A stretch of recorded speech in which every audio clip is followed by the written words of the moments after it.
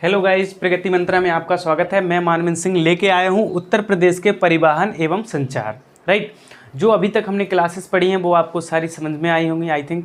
Right, और इसके आगे हम जो पढ़ने जाएंगे वो उत्तर प्रदेश के परिवहन और संचार के रिगार्डिंग सारी क्लासेस एक एक करके करेंगे। ओके, तो आप एक एक करके सारी क्लासेस करिएगा। ओके, और इस क्लास को देखते हैं। सारी क्लासेस मैंने 15 क्लासेस हो चुकी हैं जो यूपी स्पेशल की हैं, जो कि आप एक एक करके अपने नोट्स और सारी चीज़ें तैयार कर लीजिएगा। तो हम देखते हैं उत्तर प्रदेश के परिवहन एवं संचार। देखो, प्रदेश में अवसंरचना विकास हेतु सड़क मार्गों तथा संचार सुविधाओं के विकास के प्रमुख प्राथमिक दी जा रही है। ठीक है, किसके लिए? मतलब सड़क मार्गों को, संचार सुविधाओं को क्या की प्राथमिकता दी जा रही है आगे, क्योंकि विकास में, ठीक है, उनके विकास में। उत्तर प्रदेश के परिवहन के प्रमुख साधन सड़क, रेल, वायु एवं जल हैं।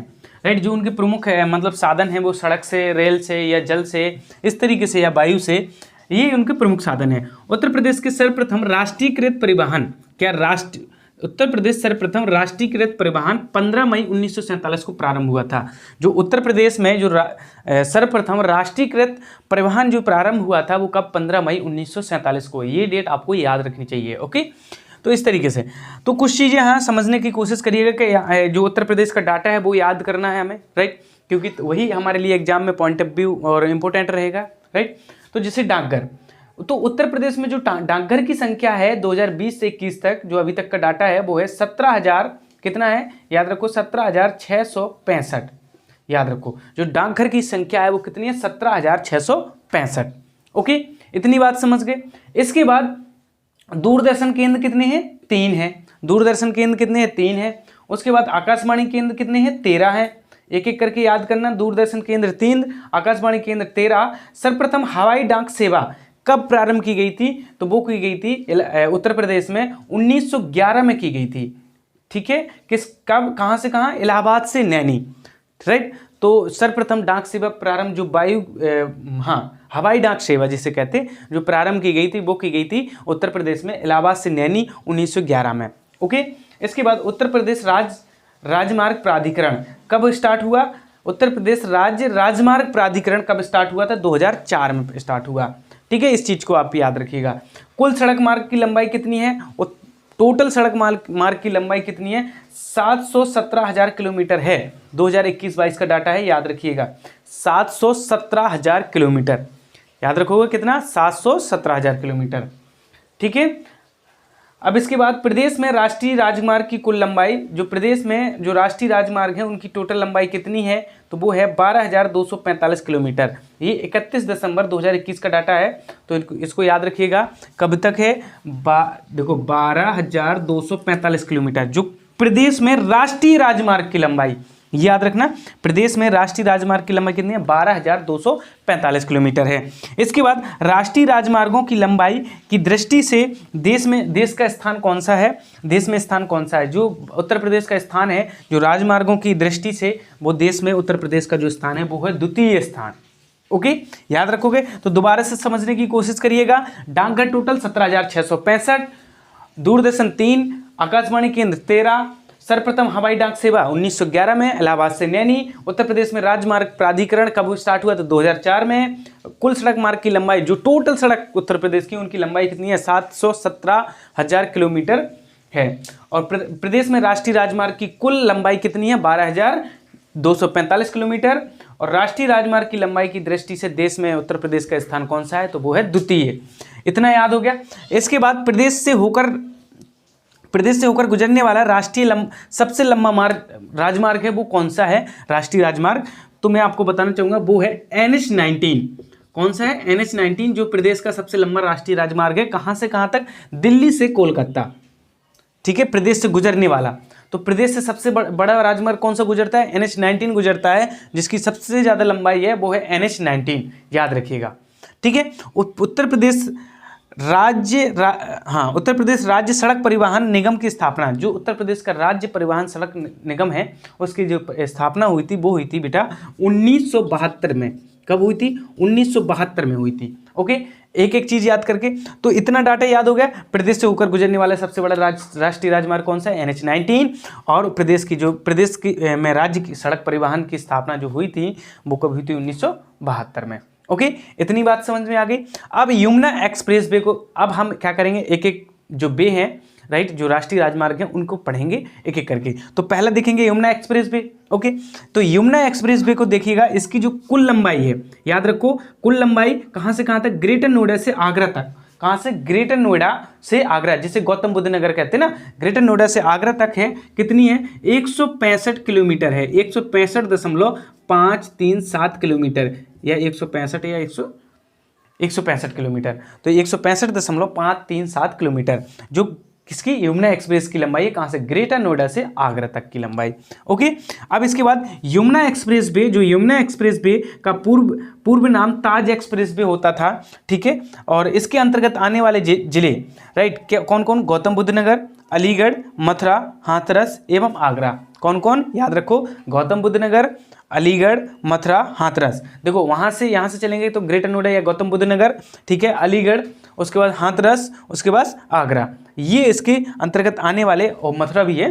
तो गौतम बुद्ध नगर, अलीगढ़, मथुरा, हाथरस और आगरा, ये वो जिले हैं जो यमुना एक्सप्रेस वे के अंतर्गत आते हैं। तो ये यमुना एक्सप्रेस वे याद रहेगा, उसकी टोटल लंबाई, उसके अंतर्गत आने वाले जिले आपको याद रहेंगे। उसके बाद आगरा और आगरा लखनऊ एक्सप्रेस वे सुना होगा आपने, या गए होंगे आप लोग, राइट। तो आगरा लखनऊ एक्सप्रेस वे की जो टोटल लंबाई है वो है बेटा 302 किलोमीटर, ठीक है। कितनी है? 302 किलोमीटर। और जो उसमें उसके अंतर्गत जो जिले आते हैं, लाभान्वित जिले जैसे बोला जाता है, वो कौन कौन? आगरा, फिरोजाबाद, मैनपुरी, इटावा, औरैया, कन्नौज, कानपुर और हरदोई, उन्नाव और लखनऊ। एक बार, आगरा, फिरोजाबाद, मैनपुरी, इटावा, औरैया, कन्नौज, कानपुर और हरदोई, उन्नाव और लखनऊ, ये वो जिले हैं जहां से होकर गुजरता है आगरा लखनऊ एक्सप्रेस वे। तो हमने ये देख लिया, इसकी टोटल लंबाई 302 किलोमीटर है। यमुना एक्सप्रेस वे की लंबाई कितनी है? 165.537 किलोमीटर है। जो यमुना एक्सप्रेस वे से लाभान्वित जिले कौन से? गौतम बुद्ध नगर, मथुरा, आगरा,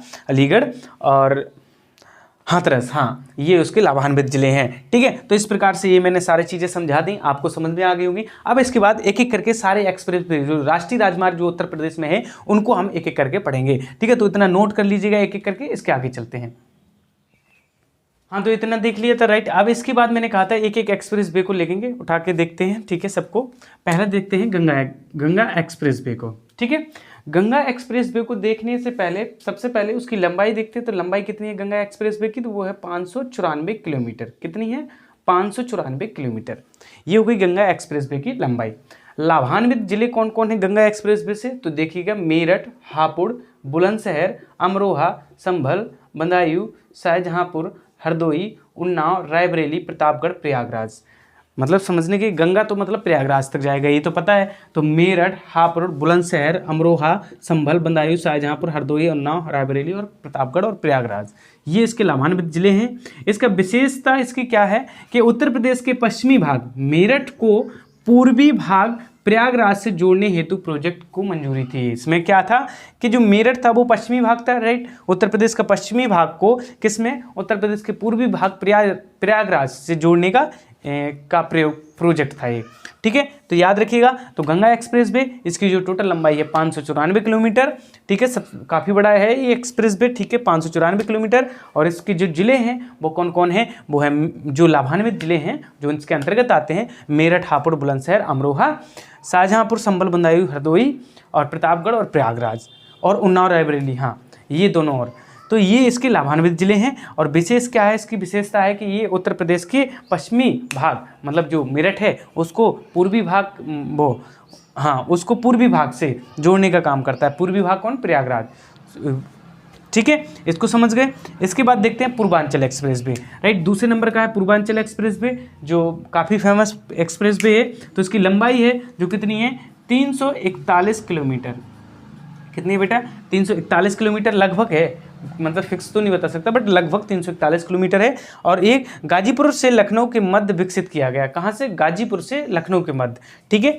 लाभान्वित जिले कौन कौन? लखनऊ, बाराबंकी, अमेठी। लखनऊ है, बाराबंकी है, अमेठी है, सुल्तानपुर है, अयोध्या है, अंबेडकर नगर है और आजमगढ़, मऊ एवं गाजीपुर। कौन कौन? लखनऊ, बाराबंकी, अमेठी, सुल्तानपुर, अयोध्या, अंबेडकर नगर, आजमगढ़, मऊ एवं गाजीपुर, ये इसके कौन से लाभान्वित जिले हैं।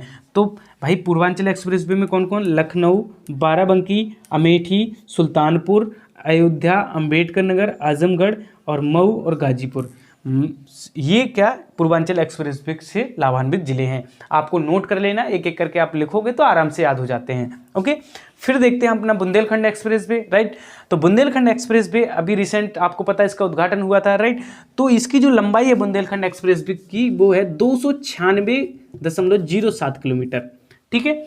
और ये कहाँ से? तो चित्रकूट जिले के भरतकूप स्थित गोंडा गांव में झांसी प्रयागराज राष्ट्रीय मार्ग से प्रारंभ हुआ, ठीक है। तो ये कितने किलोमीटर है? 296.007 किलोमीटर। लाभान्वित जिले कौन कौन है इसमें?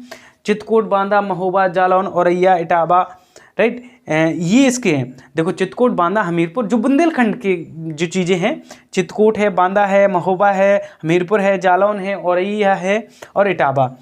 इटावा से स्थित कहाँ पे जुड़ जाता है? इटावा के कुडरेल गांव से निकट आगरा लखनऊ एक्सप्रेस वे में जुड़ जाता है। तो इस तरीके से इसको याद रखिएगा, याद रहेगा, ठीक है। और इसका शिलान्यास कब हुआ था? तो आपको पता है कि रिसेंट हुआ था 29 फरवरी 2020 में। किसने किया था? हमारे माननीय प्रधानमंत्री जी नरेंद्र मोदी जी ने किया था, राइट। तो इसका आप समझ गए बुंदेलखंड एक्सप्रेस वे को। इसका जो देखो इसकी जो लंबाई है 296.07 किलोमीटर है। लाभान्वित जिले चित्रकूट, बांदा, महोबा, हमीरपुर और जालौन, औरैया और इटावा के कुडरेल गांव के निकट कहाँ से जुड़ता है? आगरा लखनऊ एक्सप्रेस वे में जुड़ जाता है। इसके बाद इसका शिलान्यास 29 फरवरी 2020 को नरेंद्र मोदी जी ने किया था, प्रधानमंत्री जी ने, ठीक है। गोरखपुर लिंक एक्सप्रेस वे को देखेंगे। गोरखपुर लिंक एक्सप्रेस वे की जो लंबाई है वो है 91.35 कितनी? 352, ठीक है। इसकी जो लाभान्वित जिले हैं गोरखपुर, आजमगढ़, अंबेडकर नगर, संत कबीर नगर, ठीक है। और इसके जो निर्माण में लागत आई थी वो कितनी आई थी? 5,876.67 किलोमीटर, वो इतने हजार करोड़ रुपए इसकी लागत थी। 5,876.67 करोड़, ठीक है। इसकी जो विशेषता है यह गोरखपुर जिले के जैतपुर बाईपास को आजमगढ़ जिले के सलारपुर पूर्वांचल एक्सप्रेस वे से जुड़ेगा। किससे? मतलब यह एक गोरखपुर जिले के किससे? जैतपुर बाईपास, ठीक है। जैतपुर बाईपास से कहाँ पर जुड़ता है? आजमगढ़ के Salarpur bypass Purvanchal express way से जुड़ता है। तो ये हमने सारे एक्सप्रेस वे जो राष्ट्रीय राजमार्ग है वो हमने पढ़ लिए, राइट। अब इसके बाद हम देखेंगे कि ओके, अब इसके बाद हमें क्या देखना है? रेल परिवहन के बारे में, ठीक है। रेल परिवहन के बारे में देखना है तो उसके बारे में देखते हैं।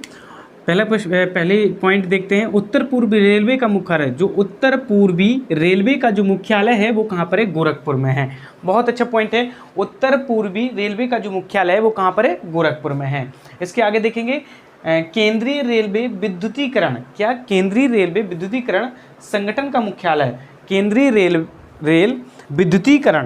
विद्युतीकरण संगठन का मुख्यालय कहाँ पर है? प्रयागराज। तो याद रखिए केंद्रीय रेलवे जो विद्युतीकरण है वो कहाँ पर है? प्रयागराज में, जो केंद्र सेंट्रल का है, राइट। और उत्तर पूर्वी रेलवे का मुख्यालय कहाँ पर है? वो गोरखपुर में है। इसके बाद आगे देखेंगे उत्तर प्रदेश में देश का सर्वाधिक लंबा रेल मार्ग, जो कि लगभग कितना है? 9100 किलोमीटर। कितना है?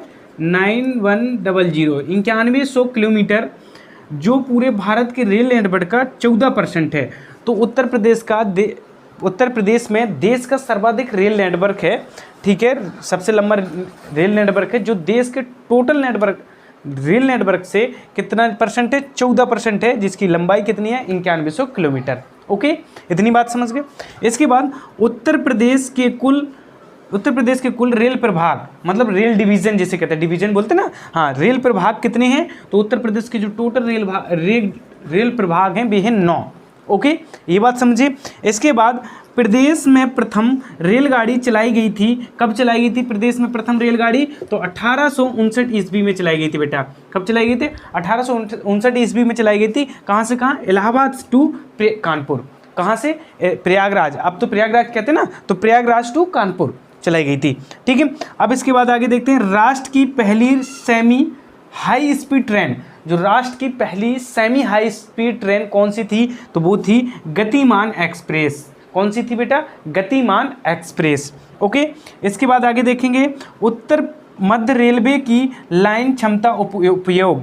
जो उत्तर मध्य रेलवे है उसकी जो क्षमता है, लाइन क्षमता उपयोग की, राइट, वो लगभग कितनी है? लगभग 150% है। कितनी है बेटा? 150% है। ठीक है, इसके बाद देखेंगे प्रयागराज को उत्तर मध्य रेलवे का मुख्यालय बनाया गया। जो प्रयागराज को, क्या मैंने बताया था उत्तर पूर्वी का मुख्यालय गोरखपुर है, अब प्रयागराज को क्या उत्तर मध्य रेलवे का मुख्यालय बनाया गया। वो कब बनाया गया था? वो बेटा बनाया गया था 2003 में बनाया गया था। ठीक है, इस चीज़ को आप याद रखिएगा। कब बनाया गया था उत्तर मध्य रेलवे का मुख्यालय? तो 2003 में प्रयागराज को बनाया गया था। रेलवे की सवारी डिब्बे, जो सवारी डिब्बे हैं उनका निर्माण का कारखाना कहाँ पर है? तो वो उत्तर प्रदेश के लालगंज रायबरेली जिला में पड़ता है। ठीक है, तो लालगंज रायबरेली, ठीक है, याद रखोगे। ओके, जो सवारी बनाने का डिब्बा है। हाँ, उसके बाद भारत का सर्वाधिक लंबा रेल यार्ड स्थित है। जो भारत का सबसे लंबा रेल यार्ड कहाँ पर स्थित है? तो वो है पंडित दीनदयाल उपाध्याय जंक्शन, मुगल सराय। कहाँ पर? पंडित दीनदयाल उपाध्याय जंक्शन, मुगल सराय में सबसे लंबा रेल यार्ड है। यहाँ पर क्या है? Rail yard. ओके, तो इतनी चीज़ समझ गए। एक बार दोबारा से देखते हैं और अब देखने की कोशिश करिएगा अच्छे वे में। ओके, एक एक चीज़ें। उत्तर पूर्वी रेलवे का मुख्यालय गोरखपुर। उत्तर पूर्वी रेलवे का जो मुख्यालय है वो है गोरखपुर। केंद्रीय रेल विद्युतीकरण का संगठन का जो मुख्यालय है वो है प्रयागराज। उत्तर प्रदेश में देश का सर्वाधिक लंबा रेल मार्ग कितना है? कितना परसेंट है? टोटल का 14% है। आपको पता है पूरे भारत का जो रेल नेटवर्क है उसका 14% है। उसकी लंबाई कितनी है? 9100 किलोमीटर। ओके, इसके बाद उत्तर प्रदेश की कुल रेल प्रभाग, रेल डिवीजन कितने हैं टोटल? तो वो है 9। ओके, इसके बाद देखेंगे प्रदेश में प्रथम रेलगाड़ी चलाई गई थी कब? 1859 ईस्वी में। ठीक है, प्रदेश में प्रथम रेलगाड़ी कब चलाई गई थी? 1859 ईस्वी में। इलाहाबाद से कहाँ तक? कानपुर तक, या प्रयागराज से कानपुर तक।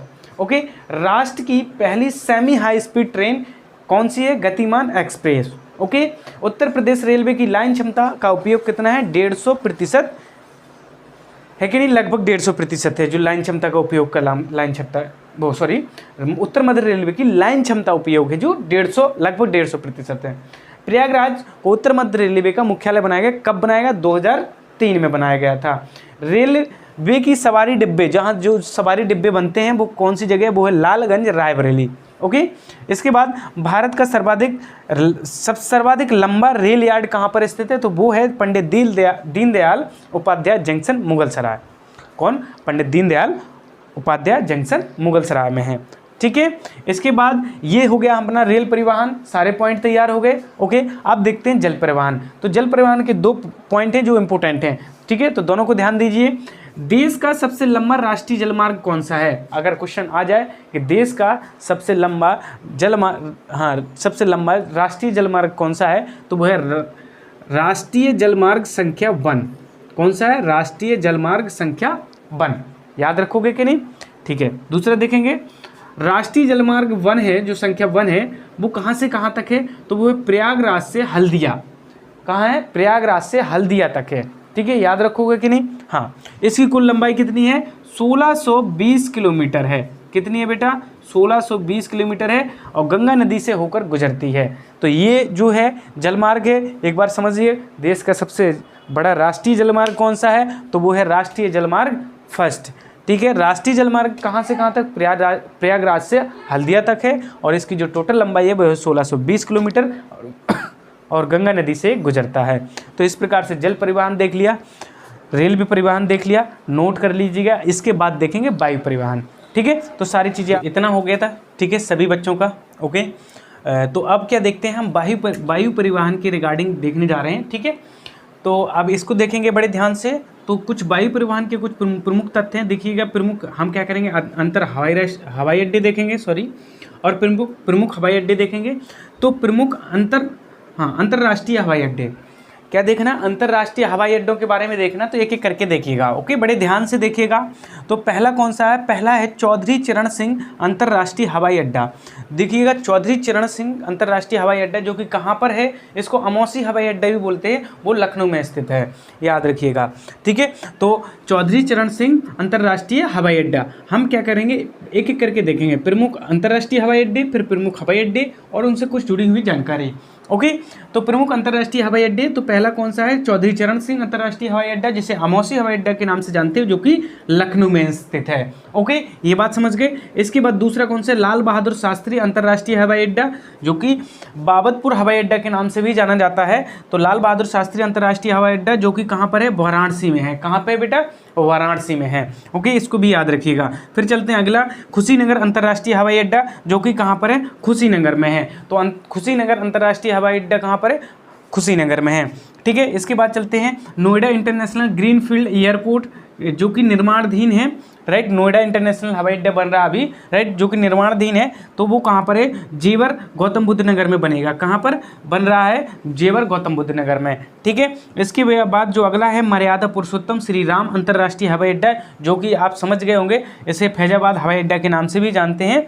नहीं, हाँ, निर्माणाधीन है, फैजाबाई हवाई अड्डे का उन्नयन करके बनाया गया है इसे। ठीक है, तो ये क्या है, ये अयोध्या में स्थित है। तो आप नाम से भी समझते हैं, मर्यादा पुरुषोत्तम श्री राम अंतर्राष्ट्रीय हवाई अड्डा, इसके नाम से समझ रहे हैं कि अयोध्या में ही होगा। ओके, तो एक बार फिर से देख लें, पहला कौन सा है, चौधरी चरण सिंह अंतर्राष्ट्रीय हवाई अड्डा, जो कि अमौसी हवाई अड्डे के नाम से जाना जाता है, उसको वो कहाँ पर है, लखनऊ में। दूसरा कौन सा, लाल बहादुर शास्त्री अंतर्राष्ट्रीय हवाई अड्डा, जिसे बाबतपुर हवाई अड्डे के नाम से जानते हैं, वो कहाँ पर है, वाराणसी में। और फिर देखेंगे खुशीनगर अंतर्राष्ट्रीय हवाई अड्डा, जिसे हम जो कहाँ पर है, खुशीनगर में है। फिर है नोएडा इंटरनेशनल ग्रीनफील्ड एयरपोर्ट, जो कहाँ पर है, जेवर गौतम बुद्ध नगर में। नोएडा इंटरनेशनल हवाई अड्डा भी बोल सकते हैं एक तरीके से, जो कि निर्माणाधीन है, जो कि कहाँ पर, गौतम बुद्ध नगर में। एक और निर्माणाधीन है इंटरनेशनल हवाई अड्डा, जो कि मर्यादा पुरुषोत्तम श्री राम, जो कि अयोध्या में बन रहा, और कौन, फैजाबाद हवाई अड्डे का उन्नयन करके बनाया जा रहा है इसे। ठीक है, तो ये चीज़ समझ गए आप। राइट, प्रमुख हवाई अड्डे समझ गए। अब देखते हैं, प्रमुख अंतर्राष्ट्रीय हवाई अड्डे समझ गए, अब प्रमुख हवाई अड्डे समझना। तो पहला हवाई अड्डा बमरौली हवाई अड्डा, जो कि प्रयागराज में है। बमरौली हवाई अड्डा कहाँ पर है, प्रयागराज में। ये प्रमुख हवाई अड्डे हैं, जो अंतर्राष्ट्रीय हवाई अड्डे थे। फिर दूसरा है चकेरी हवाई अड्डा, तो चकेरी कानपुर, चकेरी कहाँ पर, चकेरी हवाई अड्डा कहाँ पर है, कानपुर में है। ठीक है, फिर अगला जो है खेरिया हवाई अड्डा, खेरिया हवाई अड्डा कहाँ पर है, आगरा में। तो खेरिया हवाई अड्डा कहाँ पर है बेटा, आगरा में। ओके, इसके बाद सरसावा हवाई अड्डा, कौन सा, सरसावा हवाई अड्डा, जो कि सहारनपुर में है। सरसावा हवाई अड्डा, जो कि कहाँ पर है बेटा, सहारनपुर में है। ठीक है, इसके बाद अगला देखते हैं हिंडन हवाई अड्डा, जो कि कहाँ पर है, हिंडन हवाई अड्डा, जो कि है गाजियाबाद में। कहाँ पर है, गाजियाबाद में। ओके, फिर है ललितपुर हवाई अड्डा, जो कि ललितपुर में है। ओके, झांसी हवाई अड्डा, जो कि झांसी में है। महायोगी गोरखनाथ हवाई अड्डा, जो कि गोरखपुर में है। तो महायोगी गोरखनाथ कहाँ पर है, हवाई अड्डा कहाँ पर है, जो कि गोरखपुर में है। IIT कानपुर हवाई अड्डा, जो कि कानपुर में है। और बरेली हवाई अड्डा बरेली में है। और फुर्सतगंज हवाई अड्डा, जो कि कहाँ पर है, अमेठी में है। फुर्सतगंज हवाई अड्डा कहाँ पर है, अमेठी में है। एक बार दोबारा से देखिएगा, बमरौली हवाई अड्डा कहाँ पर है, तो प्रयागराज। चकेरी कानपुर, चकेरी हवाई अड्डा खेरिया हवाई अड्डा प्रयागराज, आगरा। सरसावा कहाँ पर है, तो सरसावा सहारनपुर। हिंडन हवाई अड्डा गाजियाबाद। ललितपुर में, ललितपुर हवाई अड्डा कहाँ, ललितपुर में। झांसी हवाई अड्डा झांसी में। महायोगी गोरखनाथ गोरखपुर। ओके, IIT कानपुर में। बरेली हवाई अड्डा बरेली में। और फुर्सतगंज हवाई अड्डा, जो कि कहाँ पर है, अमेठी में है। तो ये प्रमुख हवाई अड्डे हो गए, ये प्रमुख अंतर्राष्ट्रीय हवाई अड्डे हो गए। अब इनसे कुछ जुड़े हुई और जानकारी, उत्तर प्रदेश के वायु परिवहन अन्य प्रमुख तत्व कौन कौन से हैं, तो पैरा ट्रूपर्स ट्रेनिंग स्कूल कहाँ पर है, जो हवाई अड्डे से वायु परिवहन से जुड़ा हुआ है। पैरा ट्रूपर्स ट्रेनिंग स्कूल कहाँ पर है, वो की आगरा में है। ठीक है, भारत वायुसेना का एयरपोर्ट कहाँ पर है, उत्तर प्रदेश में, वो है बक्सी का तालाब भी बोलते हैं, और लखनऊ में स्थित है, उसे बक्सी का तालाब भी बोलते हैं। और लखनऊ, तो लखनऊ बोल सकते हैं एक तरीके से, बक्सी का तालाब। ठीक है, फिर देखेंगे आदित्य बिड़ला ग्रुप ने निजी हवाई अड्डा विकसित किया, कहाँ पर किया है। ठीक है, तो वो किया है मयूरपुर सोनभद्र में। ठीक है, मयूरपुर सोनभद्र में किया है। ठीक है, इसके बाद देखने के नागरिक उड्डयन परीक्षण केंद्र, जो नागरिक उड्डयन परीक्षण केंद्र है, वो कहाँ पर है, बमरौली। कहाँ पर है बेटा, बमरौली प्रयागराज, याद रखिएगा। ओके, इसके बाद भारतीय सेना का एयरपोर्ट, भारतीय सेना का एक और एयरपोर्ट है, देखो, वायुसेना का एयरपोर्ट, भारतीय सेना का एयरपोर्ट, जो कि झांसी एयरपोर्ट, जिसके ओके, झांसी एयरपोर्ट, याद रखिएगा। सामरिक महत्व का वायुसेना हवाई अड्डा, तो ये कहाँ पर है, गोरखपुर में है। सामरिक महत्व का वायुसेना हवाई अड्डा, तो वो कहाँ पर है, गोरखपुर में है। तो ये कुछ अन्य तथ्य थे। दोबारा से, para troopers training school Agra, भारतीय वायुसेना का एयरपोर्ट बक्सी का तालाब लखनऊ, ओके। आदित्य बिड़ला ग्रुप ने निजी हवाई अड्डा विकसित किया मयूरपुर, कहाँ पर, सोनभद्र। नागरिक उड्डयन परीक्षण केंद्र कहाँ पर है, जो कि बमरौली प्रयागराज। भारतीय सेना का एयरपोर्ट झांसी एयरपोर्ट। सामरिक महत्व का वायुसेना हवाई अड्डा जो कि गोरखपुर में है, ठीक है। इसके बाद फ्लाइंग स्कूल के रूप में विकसित हवाई अड्डे, जो फ्लाइंग स्कूल थे उनको जो उनमें से कुछ ऐसे स्कूल्स हैं फ्लाइंग स्कूल जो एयरपोर्ट के रूप में तब्दील कर दिए गए। तो देखिएगा, पहला BR अम्बेडकर एयरपोर्ट जो कि कहाँ पर, मेरठ में है। तो याद रखिएगा, BR अम्बेडकर एयरपोर्ट कहाँ पर, मेरठ। इंदिरा गांधी नेशनल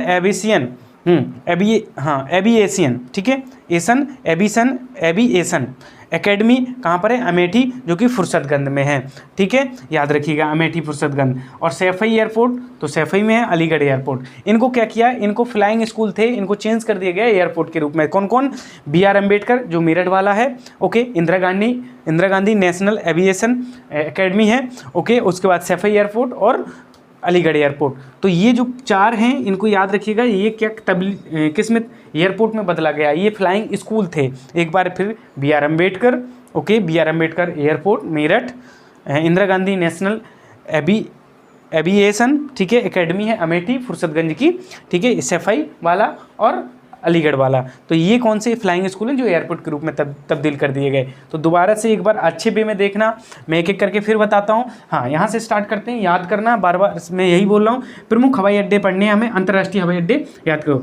चौधरी चरण सिंह, तो आप तुरंत समझ जाओ चौधरी चरण सिंह अंतर्राष्ट्रीय हवाई अड्डे कहाँ पर है, जो कि लखनऊ में है, ठीक है। इसे अमौसी हवाई अड्डा के नाम से भी जानते हैं। फिर लाल बहादुर शास्त्री अंतर्राष्ट्रीय हवाई अड्डा, जो कि कहाँ पर है, वाराणसी में है, ठीक है। कहाँ पे बेटा, वाराणसी में। कुशीनगर हवाई अड्डा, जो अंतर्राष्ट्रीय हवाई अड्डा, जो कि कुशीनगर में है। कुशीनगर अंतर्राष्ट्रीय हवाई अड्डा जो कि कुशीनगर में है। नोएडा इंटरनेशनल ग्रीनफील्ड एयरपोर्ट निर्माणाधीन है, जो कि जेवर गौतम बुद्ध नगर में है, ठीक है। और उसके बाद मर्यादा पुरुषोत्तम श्री राम अंतर्राष्ट्रीय हवाई अड्डा, जो कि निर्माणाधीन है। फैजाबाद हवाई अड्डे का उन्नयन करके अयोध्या में स्थित है, ठीक है। इस चीज़ को समझ गए, मेरे हिसाब से याद हो गए होंगे। उसके बाद प्रमुख हवाई अड्डे देखेंगे तो बमरौली हवाई अड्डा कहाँ पर है, बमरौली प्रयागराज, तुरंत याद करो, बमरौली आ गया प्रयागराज, ठीक है। चकेरी कानपुर, खेरिया कहाँ पर है, आगरा। सरसावा सहारनपुर, खेरिया याद कर लो, खेरिया आगरा में है, ठीक है। और सरसावा कहाँ पर, सहारनपुर, सरसावा हवाई अड्डा सहारनपुर। ये कौन से प्रमुख हवाई अड्डे हैं, ठीक है। और उसके बाद हिंडन हवाई अड्डा कहाँ पर है, जो गाजियाबाद में है। उसके बाद ललितपुर हवाई अड्डा, ललितपुर में। झांसी हवाई अड्डा, झांसी में। महायोगी गोरखनाथ वाला तो गोरखपुर में हो गया। IIT कानपुर भी कानपुर में हो गया। बरेली हवाई अड्डा बरेली में। और फुर्सतगंज हवाई अड्डा कहाँ पर होगा, तो फुर्सतगंज कहाँ, अमेठी, ओके। इतना याद हो गया। इसके बाद ये कुछ स्कूल थे, नहीं ये कुछ अन्य तथ्य थे, जैसे पैरा ट्रूपर्स ट्रेनिंग स्कूल है, वो कहाँ पर है, आगरा में है पैरा ट्रूपर्स स्कूल, ठीक है। उसकी ट्रेनिंग स्कूल। भारतीय वायुसेना का एयरपोर्ट कहाँ पर है, लखनऊ में है, बक्सी का तालाब, हाँ। उसके बाद आदित्य बिड़ला ग्रुप, हाँ, बिड़ला ग्रुप ने निजी हवाई अड्डा विकसित किया, वो कहाँ किया, मयूरपुर में। मयूरपुर कहाँ पड़ता है, सोनभद्र में, ठीक है। हाँ, नागरिक उड्डयन परीक्षण केंद्र कहाँ पर, बमरौली प्रयागराज, ठीक है। नागरिक उड्डयन परीक्षण केंद्र याद रखो, नागरिक उड्डयन परीक्षण केंद्र कहाँ, बमरौली। और बमरौली हवाई अड्डा प्रयागराज, तो प्रयागराज में है बमरौली, ठीक है। इसके बाद देखते हैं, उसके बाद देखेंगे भारतीय सेना के एयरपोर्ट, झांसी एयरपोर्ट, ठीक है। सामरिक महत्व का वायुसेना हवाई अड्डा, जो कि गोरखपुर में है। ये कुछ फ्लाइंग स्कूल हैं जिनको एयरपोर्ट में तब्दील किया है। वो कौन कौन, BR अम्बेडकर, जो कि मेरठ वाला BR अम्बेडकर एयरपोर्ट है, ठीक है। उसके बाद Indira Gandhi national aviation academy, जो कि अमेठी में है, सैफई एयरपोर्ट और अलीगढ़ एयरपोर्ट। इनको क्या फ्लाइंग स्कूल हैं, इनको विकसित एयरपोर्ट के रूप में किया गया। तो आज की बात मेरे हिसाब से आपको समझ में आई होगी, एक एक करके नोट कर लें। ये एग्जाम पॉइंट ऑफ व्यू से बहुत इंपॉर्टेंट है, आपके एग्जाम में आ भी सकते हैं। तो आज के लिए इतना ही। और मैं आपसे रिक्वेस्ट करूँगा कि आप जो भी अगर देखते हैं वीडियो को तो सब्सक्राइब जरूर करें, क्योंकि आने वाली वीडियो आपके लिए बहुत महत्वपूर्ण होंगी और हम बहुत मेहनत से बनाते हैं वीडियो को। तो आप प्लीज़ हमें प्यार दें। अगर कोई दिक्कत होती है किसी भी चीज़ पॉइंट में तो आप मुझे कमेंट बॉक्स में ज़रूर बताएं। कमेंट करके एक बार बताया करें कि किस तरीके से चीज़ें हो रही हैं, और वे में और अच्छे वे में लाना तो मैं और कोशिश करूँगा। ओके, तो मैं अपना पूरा 100% देने की कोशिश करता हूँ। ओके, तो ये टॉपिक आज का यहीं पे ख़त्म होता है। सभी लोग सब्सक्राइब कर दें और चैनल को लाइक कर दें, सेशन को लाइक कर दें। ओके।